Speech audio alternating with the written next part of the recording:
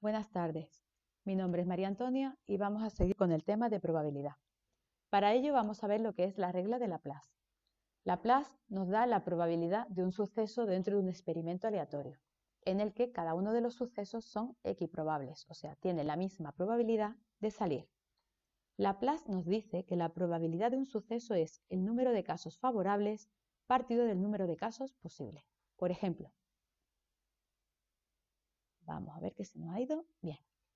Si lanzamos una moneda 2 veces al aire, nos va a salir cara cruz, cruz cara y cruz cruz. Este es el espacio muestral. Estos son todos los sucesos posibles. Si hallamos la probabilidad de que nos salgan dos caras, como solo hay un suceso favorable dentro de 4 posibles, lo que nos va a resultar es una probabilidad de un cuarto. Borramos y seguimos. ¿Cuáles son las propiedades de la probabilidad? Pues son claras y está claro que la probabilidad siempre va a ser positiva y menor o igual que 1. Siempre va a ser un número mayor que 0, ¿de acuerdo? Lo menos que nos puede ocurrir es que no haya nada favorable a nosotros, 0. Y lo mejor que nos puede ocurrir es que todo sea favorable a nosotros, luego esa fracción o ese cociente de 1. Con lo cual la probabilidad del espacio muestral sería 1. Y por otro lado, si tengo dos sucesos A y B que son incompatibles, ¿de acuerdo? Ya lo vimos en el vídeo anterior, incompatibles quiere decir que no tienen nada en común. La probabilidad de la unión es la suma de las probabilidades. Esto lo vamos a ver en un ejemplo posterior. También vemos que la probabilidad del opuesto o del contrario es 1 menos la probabilidad del suceso. Por ejemplo, si A es que llueva en Madrid, la probabilidad del suceso contrario, que es que no llueva, sería 1 menos la probabilidad de que llueva. Si la probabilidad de que llueva es 0,3, la probabilidad de que no llueva será 0,7. La probabilidad del conjunto vacío es 0 y aquí tenemos una propiedad que es muy importante que me gustaría que vierais con los diagramas de Venn.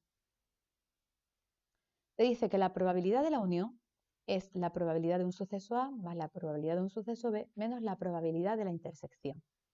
Vamos a ver si esto es verdad. Vamos a ver. Si yo tengo A y yo tengo B, ¿vale? La intersección está aquí. Si yo sumo la probabilidad de A con la probabilidad de B, esto que está en medio lo estoy sumando 2 veces. Y esta es la unión. Luego, a la probabilidad de A le sumo la probabilidad de B y le resto una vez la probabilidad de la intersección para no sumarla 2 veces.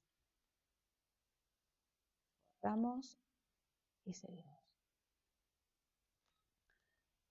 Si yo tengo un suceso dentro de otro suceso, está claro que la probabilidad de A va a ser siempre menor o igual que la de B, puesto que entre otras cosas está dentro del conjunto. Y si tengo K sucesos incompatibles, la probabilidad de la unión de esos sucesos va a ser la probabilidad de la suma de cada uno de ellos. Por otro lado, si tenemos dos sucesos incompatibles, como hemos dicho antes, la probabilidad de la unión se va a quedar así, porque hemos visto que la probabilidad de la unión sería la probabilidad de A más la probabilidad de B menos la probabilidad de la intersección. Pero en este caso, como la intersección es el vacío y la probabilidad del vacío es 0, este término no aparece. Por lo tanto, si yo tengo un dado, lo lanzo y me preguntan por la probabilidad de obtener un 2 o un 5, pues será la suma de la probabilidad de obtener un 2, que es un sexto, más la probabilidad de obtener un 5, que es un sexto. En total, un tercio. Sin embargo, como hemos visto anteriormente, los sucesos son compatibles, quiere decir compatible que la intersección es distinta del vacío, volvemos a utilizar la fórmula anterior. Entonces tenemos el ejemplo. Si yo lanzo un dado ¿vale? En el que me preguntan por la probabilidad de obtener un múltiplo de 2 u obtener un 6. Vamos a ver si lo podemos hacer aquí. ¿Cuáles son los casos en los que obtengo? Recordamos que los sucesos siempre se denotan con mayúsculas. Pues tener múltiplo de 2 puede ser 2, puede ser 4 y puede ser 6. El 6 lo pongo aquí porque en este conjunto, que es sacar un 6, no debe estar aquí, debe estar en la intersección, puesto que pertenece a A y a B. Según la fórmula de la unión, la probabilidad de A unión B sería probabilidad de A, 3 de 6. Probabilidad de B, 1 de 6, menos la probabilidad de la intersección. Luego tengo 3 sextos, que sería un medio. Esas son las posibilidades, la probabilidad. Bien. Seguimos, probabilidad condicionada. Este concepto es muy importante. Tenéis que ver que aparece en la definición, habla aquí de probabilidad de A condicionada a B, pero fijaros que aquí la fórmula es probabilidad de B condicionada a A, no pasa nada. ¿Cuál es la probabilidad de B condicionado a A? ¿Cuál es la probabilidad de que ocurra B sabiendo que A ha ocurrido? Lo favorable a mí sería la probabilidad de que ocurra A y B, y lo que ha ocurrido, lo posible, es que ha ocurrido A, con lo cual sería probabilidad de A. ¿De acuerdo? Por ejemplo, si me dicen calcula la probabilidad de obtener un 6 sabiendo que ha salido par, ¿cuál es la probabilidad de obtener un 6? Sabiendo que ha salido par, sería que sea 6 y par. La verdad es que 6 es par, luego sería un sexto. Partido de la probabilidad de ser par. ¿Cuántos pares tenemos? 3 de 6 al lanzar un dado. Luego, simplificando este 6 con este 6, te da un tercio. Bien, de aquí vamos a obtener una cosa que es muy importante de cara a los problemas. Dos sucesos son independientes cuando ocurre esto. La probabilidad de que se dé B sabiendo que ha ocurrido es la probabilidad de B. Vamos a ver, si tengo un suceso B del que quiero hallar su probabilidad y conozco A, pero A no tiene nada que ver con B, no influye en B, yo lo que sigo hallando es la probabilidad de B. Si yo quiero saber la probabilidad de que llueva en una parte del país, sabiendo que X persona está comiendo ahora mismo lentejas, como no va a influir que alguien coma lentejas en la parte meteorológica de un país, lo que voy a estudiar es la parte meteorológica del país, ¿de acuerdo? Este suceso no influye sobre este. Bien, de aquí sacamos y deducimos lo siguiente. Vamos a ver si podemos. Te está diciendo que dos sucesos van a ser independientes cuando P de A intersección B es P de A por P de B. Vamos a ver. Acabamos de ver que si dos sucesos son independientes, P de A tal que B son independientes, ocurre primero por definición que P de A intersección B partido de P de B es P de A. Como son independientes, me quedo con esta parte de aquí. Paso esto multiplicando aquí y quedaría que la P de A intersección B es P de A por P de B, que es esta fórmula que aparece aquí. Vamos a borrar esto. Bien, vamos a ver un ejemplo. Tenemos una baraja de 40 cartas y te dice, se saca primero una carta y se vuelve a meter. ¿Cuál es la probabilidad de que salgan dos ases? Probabilidad de que salga un as y, recordamos que la intersección es y, que salga otro as. Sería probabilidad de que salga un as 4 de 40. hay 4 ases de 40 cartas. Recordamos que hay 4 palos en las cartas, ¿vale? Y la probabilidad de que salga otro as, como ya hemos introducido esa carta, volvemos a tener 40. Con lo cual la probabilidad de obtener otro as sería 4 de 40, que sería un cienavo simplificando. ¿Qué ocurre si ahora tenemos sucesos dependientes? Si tenemos sucesos dependientes, la fórmula es la que hemos visto anteriormente, que sería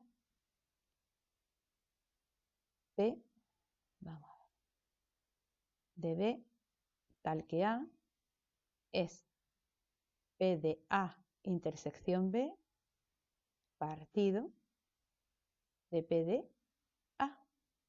Esto pasa multiplicando aquí y obtengo esto. ¿De acuerdo? Bien, vamos a ver el ejemplo. Dice, tenemos una baraja de 40 cartas, pero se extraen 2 cartas. ¿Cuál es la probabilidad de extraer 2 ases? Bien, probabilidad de obtener un as. Saco la carta, pero no la vuelvo a meter. Luego ya tengo una menos. Y probabilidad de obtener otro as. Sería probabilidad de obtener un as. 4 de 40. Y probabilidad de obtener un as sabiendo que ya obtuve un as. Bien, si he obtenido anteriormente un as, tengo una carta menos, luego ya no tengo 40, tendría 39, y un as menos, luego sería 3 de 39. En total, una probabilidad de 1 partido de 130.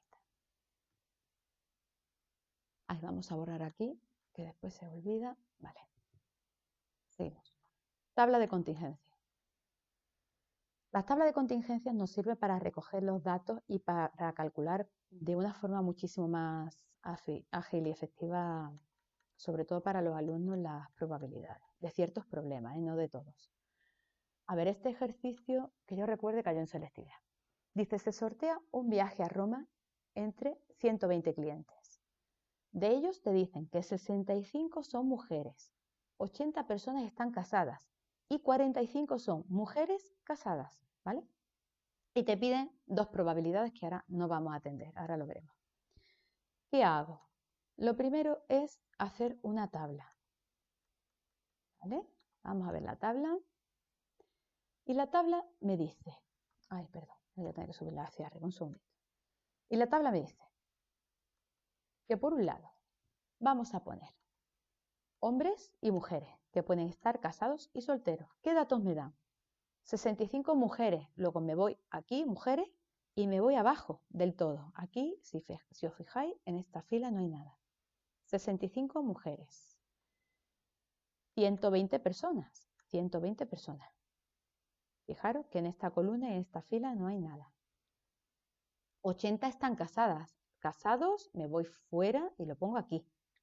Luego, si tengo 80 personas casadas y hay 120, ya sé que hay 40 solteros.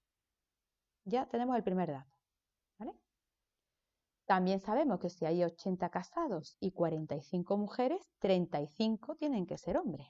Luego tengo este dato, este y este. Si tengo este y este, aquí tiene que ser 20, lo pongo aquí. Y si tengo 40 y 20, aquí tenemos que tener 20 para que esto sume 40. Y 35 más 20, 55. Fijaros, ¿cuántos hombres hay? 55. Mujeres, 65. Casados, 80. Solteros, 40. Y en total, 120 personas. Y me pregunta, ¿cuál es la probabilidad de que le toque un viaje, ¿no?, a un hombre soltero? ¿Cuántos hombres solteros hay? 20. ¿De cuántas personas? De 120. Luego, el resultado era 20. A ver, 20 de 120. ¿De acuerdo? Y la siguiente pregunta era, haya la probabilidad de que elija a una mujer sabiendo que está casada. ¿Vale? ¿Cuál es la probabilidad de que sea mujer y casada? ¿De acuerdo? Probabilidad condicionada. Recordamos la fórmula. Probabilidad de que sea mujer y casada. Mujer y casada, 45. Aquí. Partido de la probabilidad de que esté casado. ¿Cuántas personas casadas hay? 80. 45 de 80. Y con esto terminamos el otro vídeo de probabilidad. Mucho ánimo a todos.